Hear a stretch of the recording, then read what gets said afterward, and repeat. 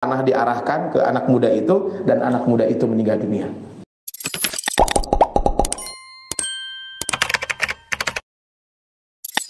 Kemudian dia datang ke raja. Kemudian ditanya, siapa yang menyembuhkan kamu? Maka dia mengatakan, Tuhan saya. Raja ngambek kan? Memang ada Tuhan selain saya? Nah, ini kan rajanya sampai mengaku Tuhan. Makanya nanti di akhir surat Al-Buruj itu nanti ada tentang kisah Fir'aun. Dia menjawab, Tuhanku adalah Tuhanmu adalah Allah. Ini kata teman raja itu. Wah, ini bahaya nih kata dia. Ini punya teman kok sudah menyeleweng begini. Sang raja akhirnya menyiksa sampai dia, kamu dapat dari mana ilmu itu? Dari anak muda itu. Anak muda itu dipanggil juga, Pak.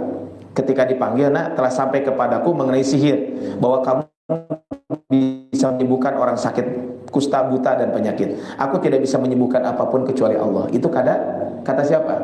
Kata anak muda itu. Kata raja, oh berarti kamu sudah sukses belajar sihirnya. Padahal tadi diajar sihir, Pak. Sihirnya ditinggalkan gitunya. Nah akhirnya apa? Nah kemudian kata anak muda, enggak raja, saya belajar bukan karena saya bisa menyembuhkan, bukan karena sihir. Ini cuma Allah aja. Dan Allah itu Tuhan saya dan Tuhan kamu. Si raja mungkin ngambek. Wah iya cina budak salah teh. Akhirnya apa? Ditanya, siapa yang ngajarin kamu? Nah kemudian akhirnya si anak muda itu menunjukkan pendeta itu.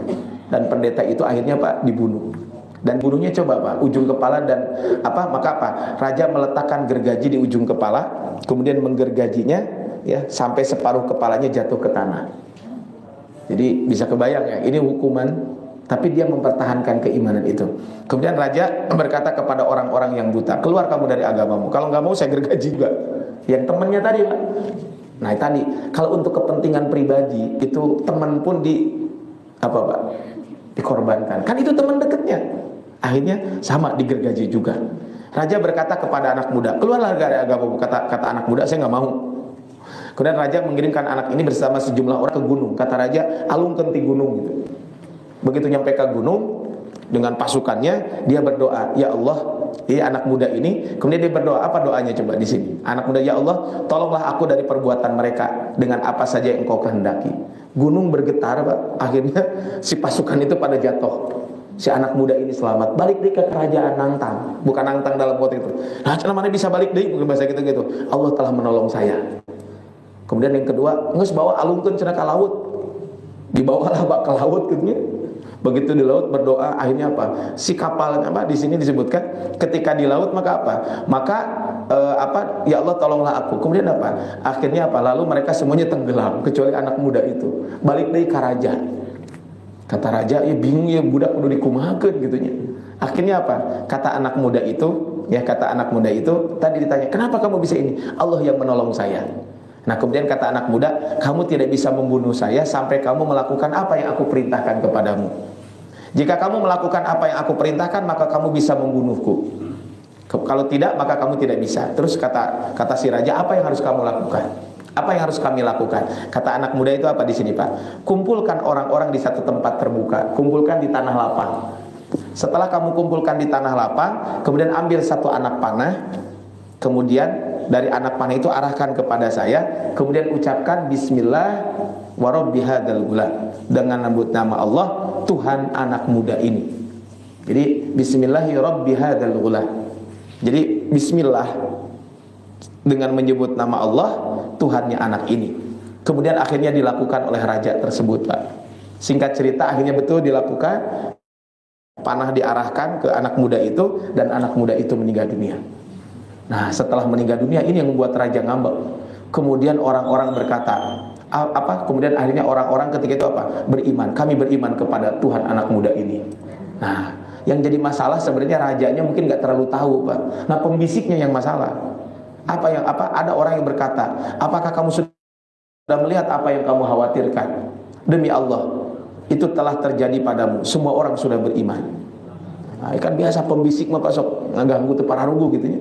Nah, akhirnya apa? Si raja itu marah. Ketika raja itu marah, akhirnya dia menggali parit. Dan ketika menggali parit, akhirnya satu-satu dipanggil, Pak. Kamu beriman kepada saya atau beriman kepada Allah? Beriman kepada Allah, asupkan karena parit. Sampai ribuan orang dimasukkan ke dalam parit. Nah salah satu yang dimasukkan ke dalam parit itu ada seorang ibu. Ya, ada seorang ibu, yang seorang ibu itu adalah dia mau masuk ke dalam parit itu, kemudian apa? Dia gendong anak. Nah ketika dia gendong anak masih bayi, Pak. Kemudian dia ragu-ragu, masuk jangan, masuk jangan. Apa kata anak tersebut? Wahai ibuku, masuklah ke dalam parit tersebut. Nah, ini kan akhirnya apa? Si ibu itu masuk ke dalam parit dan meninggal dunia. Nah, kemudian Allah mengabadikan di dalam Al-Quran, ila ashabul ukhdud an-nari dhatil waqud idhum 'alaiha qu'ud wa hum 'ala ma yaf'aluna bil mu'minina syuhud. Nah, Bapak Ibu rahmat Allah Subhanahu wa taala, kalau kita lihat ayat ini, lihat ayat ke-8-nya, Pak. Ayat ke-8 itu kenapa mereka itu disiksa? Alasannya satu, karena keimanan. Jadi kadang, Pak, segala sesuatu itu karena keimananlah disiksa. Karena kekuatan keimanan yang menyebabkan mereka disiksa. Kata Allah, wa ma naqamu minhum. Mereka itu apa? Mereka maksudnya ashabul ukhdud itu tidaklah menyiksa orang-orang mukmin kecuali apa? Illa ayyuminu billahil aziz. Karena mereka itu beriman kepada Allah yang maha perkasa lagi maha terpuji, alladzi lahu mulkus samawati wal ard wallahu ala kulli syai'in syahid. Inilah Bu alasannya kenapa orang-orang itu menyiksa orang yang beriman. Karena satu, keimanan. Ya, ini karena keimanan. Ini adalah alasannya. Apa yang dilakukan oleh ashabul ukhdud bukan suatu hal baru, Pak. Kata Dr. Saiful Bahri. Bani Israel bahkan membunuh dan mengejar nabi dan rasul yang diutus Allah. Hal ini juga seperti akan terulang sepanjang zaman. Karena dalam realita akan selalu ada tokoh antagonis yang memusuhi risalah yang dibawa oleh Rasul sallallahu alaihi wasallam. Kita lihat berikutnya. Hal ini juga didapatkan oleh para sahabat Nabi. As-sabiqunal awwalun. Orang-orang yang awal masuk Islam di Mekah itu kan dibunuh, Pak. Dikejar-kejar kan. Bahkan punten, ada namanya sahabat ya, ada namanya Sumayyah. Sumayyah itu kan ibu dari siapa namanya syahid itu kan. Sumayyah itu ibu seorang wanita syahidah pertama di dalam Islam. Nah, Sumayyah ini punya suami, saya lupa ya suaminya siapa. Ada yang ingat, Pak? Sumayyah itu kan punya suami kemudian punya anak. Sampai Allah menurunkan ayat, Pak, di dalam Al-Qur'an, saking beratnya siksaan orang ini. Kenapa? Itu, Pak, saking beratnya siksaan orang ini, saking nggak kuatnya sampai apa yang dia ucapkan tidak sadar. Kata ketika itu, kamu akan kami ringankan siksanya asal kamu mencaci maki Rasul SAW. Dan akhirnya dia mencaci maki Rasul, kemudian datang kepada Rasul sedih. Illa man ukriha wa qalbuhu mutmainnun bil iman. Ya, itu adalah Ammar bin Yasir. Saya baru ingat Ammar bin Yasir. Kan Ammar itu anaknya, Yasir bapaknya, ibunya itu Sumayyah. Punten, Pak, Sumayyah itu sampai dimasukkan besi panas ke kemaluannya sampai meninggal dunia. Ammar bin Yasir itu disiksa, Pak. Si bapak badai nyobian disiksa, Pak. Dipoe dina aspal, Pak. Ya kan ada di dia mah meureun panasna biasa. Coba di Arab, Pak. Di Riyadh itu kemarin panasnya udah sampai 38 derajat Celcius. Sekarang lagi musim panas. Makanya jemaah haji tahun ini dan tahun depan itu masih agak mengalami musim panas. Walaupun mungkin sekarang nggak terlalu ya, karena puncak hajinya bulan Juni ya. Tahun depan kan ke bulan Mei ya. Mungkin kalau sudah bulan April nggak terlalu panas. Nah, maksudnya sampai segitunya, Pak. Kenapa itu disiksa? Karena memang tadi dia Allah Subhanahu wa taala. Makanya sampai turun hadis, sabron ala Yasir. Keluarga Yasir kalian sabar ya. Fa inna mau'idakumul jannah. Allah menjanjikan surga untuk kalian. Kenapa Bilal bin Rabah itu disiksa, Pak? Karena dia mengatakan saya beriman kepada Allah Subhanahu wa taala. Ini kan dimerdekakan oleh siapa? Sahabat Abu Bakar As-Siddiq. Sampai sahabat Abu Bakar As-Siddiq itu ketika memerdekakan Bilal, gawe cenah Abu Bakar mah. Nu kitu dimerdekakan teu bisa gawe si eta mah. Tapi kan Abu Bakar memerdekakan Bilal bukan karena untuk dipekerjakan, tapi apa? Memang dia ingin menolong karena keimanan. Makanya bahkan Nabi sendiri tak luput dari intimidasi, terlebih sepeninggal Khadijah dan paman beliau Abu Thalib. Bani Sakif yang tadinya diharapkan, Bani Sakif itu daerah Taif. Rasul kan akhirnya setelah paman dan istrinya meninggal, kemudian dia ke Taif. Yang mudah-mudahan di Taif mereka banyak yang beriman. Karena di Taif itu banyak keluarganya Rasul dari pihak ayahnya. Jadi keluarga Rasul itu banyak di Taif. Ternyata begitu sampai di Taif sama. Orang tua, muda, laki-laki, perempuan, segala umur dikerahkan untuk melempari beliau. Sehingga beliau terusir dari Taif dengan tubuh berdarah. Nah ini kan kalau kita lihat inilah, Pak. Wa ma naqamu minhum illa ayyuminu billahil azizil hamid. Jadi kalau kita beriman pasti akan mendapatkan ujian ini. Terakhir ayat sampai ayat ke-10 kita bahas, innal ladzina fatanul mu'minina wal mu'minat. Sesungguhnya orang yang mendatangkan cobaan kepada orang mukmin laki-laki dan mukmin perempuan, summa lam yatubu, kalau dia tidak bertaubat, apa kata Allah? Falahum adzabu jahannam walahum adzabul hariq. Mereka menyiksa dan membakar orang mukmin karena keteguhan mereka mempertahankan iman dan menolak kembali kepada kekufuran. Kalau mereka tidak bertaubat, maka dia akan mendapatkan siksa yang sangat pedih. Orang yang berlaku kejam dan aniaya terhadap orang beriman, seperti dalam kisah di atas, kelak akan dibalas dengan siksa neraka yang bahan bakarnya itu adalah bahan bakar api neraka itu adalah manusia dan batu. Allah membuka pintu taubat dengan syarat taubatan nasuha. Makanya kan, punten Mbak, di dalam sejarah ada namanya Ikrimah ya. Ikrimah bin Abi Jahal. Jadi Abu Jahal itu punya anak namanya Ikrimah. Ikrimah itu kan masuk Islam di akhir akhir hayatnya Rasul. Kan Ikrimah itu termasuk orang yang dicari oleh Rasul untuk dibunuh. Tapi apa? Ikrimah itu kemudian apa? Bertaubat kan? Umar bin Khattab itu kan kita tahu Pak, bagaimana latar belakang Umar bin Khattab. Khalid bin Walid, banyak kan sahabat Nabi yang memusuhi, tapi ketika dia bertaubat, maka Allah menerima taubat itu. Bahkan dalam sebuah hadis, khiyarukum fil jahiliyati khiyarukum fil Islam idza faqihu. Orang yang di masa jahiliyah punya kedudukan, kalau dia masuk Islam, maka tetap kedudukan itu tidak akan dihilangkan. Coba lihat Umar bin Khattab. Kalau Abu Bakar memang masuk Islam kan termasuk awal-awal kan. Khalid bin Walid itu kan musuh. Rasul itu Khalid bin Walid itu dalam sejarah tidak pernah, dalam sejarah Khalid itu mimpin perang kalah. Termasuk ketika perang Uhud kan. Tanda petik Pak, perang Uhud itu kan kaum muslimin sampai 70 sahabat yang syahid. Walaupun akhirnya mereka tidak bisa mendapatkan kemenangan orang kafir. Dan itu pemimpinnya siapa? Khalid bin Walid. Tapi ketika masuk Islam, dia mendapatkan kedudukan yang tinggi. Ikrimah, dan banyak Pak orang-orang seperti itu. Sehingga apa? Syaratnya udah kalau punya dosa apapun bertaubat kepada Allah Subhanahu wa ta'ala. Nah, dari sini Bapak Ibu, mungkin sampai ayat ke-10 ya, nanti insya Allah bulan depan mudah-mudahan kita lanjutkan ayat ke-11 ya gitu ya. Tapi saya ambil dari satu buku ini, bukunya ini Pak ya, kisah-kisah dalam Al-Quran. Kalau tadi beberapa penafsirannya diambil dari buku Tadabbur Al-Quran. Nah, di situ Pak, dari kisah Ashabul Ukhdud secara khusus itu ada beberapa pelajaran. Pertama, para dai meneladani pendahulu mereka dalam menanggung cobaan dan kesulitan. Artinya Pak, siapapun kita kan kalau disebut dai itu bukan ustaz. Seluruh kita tuh dai. Saya ingat nasihat guru saya, Kiai Haji Akhiddin Nur rahimahullahu taala. Beliau wafat 2 tahun yang lalu.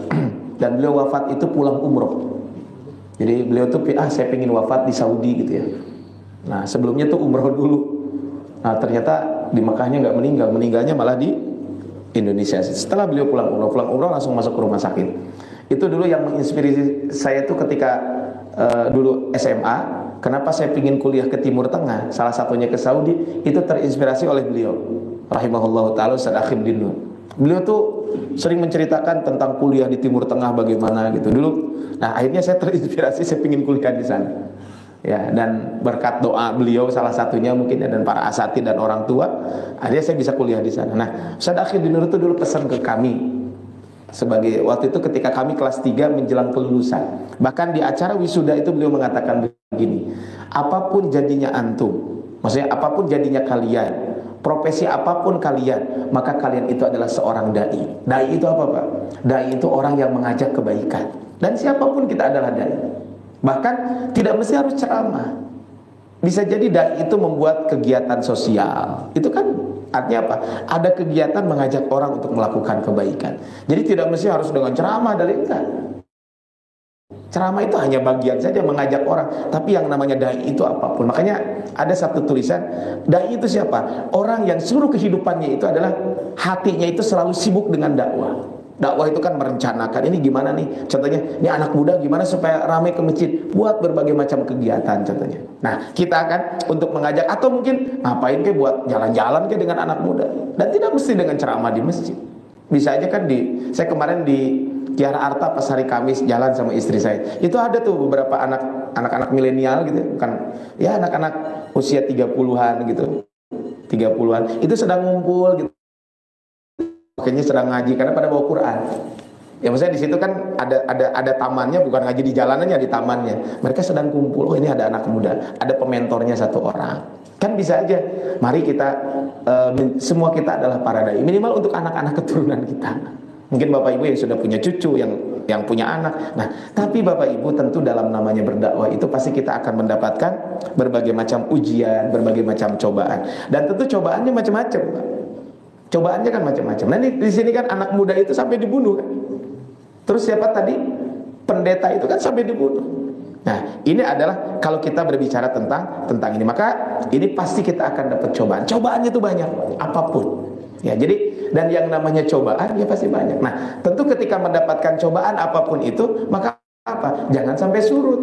Nah, kita mah melakukan apapun memang murni karena Allah Subhanahu wa taala, bukan karena yang lain. Artinya ini penting, Pak, buat kita semuanya ya. Ini yang pertama. Yang kedua, Pak, siksaan terkadang mengakibatkan tersebarnya rahasia. Nah, makanya kan salah satu cara biasanya untuk menekan orang itu kan dengan disiksa. Dengan disiksa akhirnya terungkaplah rahasia. Kan tadi siapa yang buta itu kan kemudian sembuh kan, disiksa kan? Setelah disiksa baru dia, saya diajarkan oleh anak muda ini. Disembuhkan oleh anak muda. Anak muda juga sama, ditekan. Akhirnya apa? Menceritakan, siapa yang ngajarin kamu? Pendeta ini. Akhirnya pendetanya dibunuh. Nah, artinya apa Bapak Ibu rahmat Allah Subhanahu wa taala? Bisa jadi rahasia itu terungkap oleh orang di sekeliling kita yang mungkin dia tidak tahan dengan ujian. Nah, siksaan itu kan bisa jadi siksaan dalam bentuk siksaan itu enak, atau siksaan itu jangan-jangan siksaan enak dikasih duit kan. Ya kan seperti itu. Artinya rahasia itu mungkin saja terbongkar apa? Bisa jadi. Sekali bukan segala-galanya. Yang ketiga, Pak, dari hadis ini memelihara para pemuda dan memperhatikan mereka. Tadi saya sampaikan. Inilah pentingnya kita dalam kisah Ashabul Ukhdud ini adalah bagaimana kita ini punya perhatian khusus kepada para pemuda. Nah, mungkin tentu anak muda dengan berbagai macam cara yang perlu kita lakukan gitu. Ini juga sekali lagi, Pak, menjadi PR buat saya dan buat kita semuanya, ya. Menjadi PR buat saya dan buat kita semuanya. Artinya apa? Ini pentingnya kita memelihara para pemuda dan memperhatikan mereka. Mungkin usia mereka, kenapa? Karena mereka lah yang akan menggantikan Bapak Ibu semuanya, atau menggantikan saya. Saya sekarang di masjid ngobrol gitu dengan DKM. Saya bilang nanti kalau kita meninggal, Bapak meninggal, saya meninggal, siapa yang akan melanjutkan? Anak-anak muda yang sekarang ini kan. Bapak-bapak dulu kan para pemuda juga, Pak, ya. Ya sekarang kan kita sudah usia 40, 50, 60, kan dulu pemuda juga. Dan akhirnya kita sekarang melanjutkan orang-orang sebelum kita, kan begitu. Dulu bapak saya punya masjid, kemudian ada kakak saya, ada saya, kan dulunya mungkin anak muda juga. Nah, makanya perhatian kita ini adalah harus diperhatikan kaitan dengan anak muda ini. Nah, bolehkah menganalogikan apa yang diperbuat oleh anak muda ini? Maksudnya gini, Pak, boleh nggak kalau kita mengorbankan jiwa kita untuk menyebarkan kebaikan? Bisa jadi kan? Contoh apa yang dulu sempat ramai, Pak, di Palestina itu ya. Kan ada yang disebut dengan bom bunuh diri itu ya. Maksudnya bukan bunuh diri yang terjadi di Indonesia, enggak. Kan di Palestina itu dia masuk ke campnya orang Yahudi, ngebom sendiri, akhirnya apa? Mereka mati gitu ya. Nah, bisa nggak gitu ya? Ini adalah kita analogikan apa yang dilakukan oleh anak muda ini. Kan tadi dia mengorbankan diri sendiri untuk tersebarnya kebaikan-kebaikan. Nah, terakhir Bapak Ibu, kebencian orang kafir kepada orang beriman itu bukan karena apa-apa. Satu, karena mereka beriman, itu saja. Makanya orang beriman itu siap-siap saja nanti akan mendapatkan ujian dari Allah Subhanahu wa taala. Tapi Bapak Ibu, itu saja mungkin yang bisa disampaikan di hari ini. Insyaallah nanti kita lanjutkan ya surat Al-Buruj nanti yang keduanya nanti innalladzina amanu wa amilus solihati lahum jannatin tajri min tahtiha al-anharu dzalikal fawzul kabir inna batsya rabbika lasyadid dan seterusnya. Insyaallah nanti kita akan lanjutkan di bulan depan. Itu nanti ada beberapa kisah juga kan di situ. Salah satunya adalah kisah Fir'aun. Ya kan, inna batsya rabbika lasyadid innahu yubdi wa yu'id wa huwal ghafurul dzul arsyil majid fa'alul lima yurid hal ataka hadisu. Nah, itu kan nanti kita akan bahas kaitan dengan kisah ini. Tapi Bapak Ibu, itu saja mungkin yang bisa disampaikan. Sebelum saya akhiri, barangkali saya kembalikan kepada MC atau mungkin ada yang mau didiskusikan dari Bapak Ibu. Cekap kali ya? Cekap ya, kalau tidak ada saya cukupkan. Mangga saya kembalikan kepada MC, nanti ditutup oleh MC. Mohon maaf kalau ada kesalahan kekurangan, mudah-mudahan bermanfaat kajian kita dari hari ini. Hadanallahu kama ajma'in wallahu muwaffiq ila aqwamit thoriq. Nasrun minallahi wa fatun qarib ihdinas siratal mustaqim wa basyiril mu'minin. Assalamualaikum warahmatullahi wabarakatuh.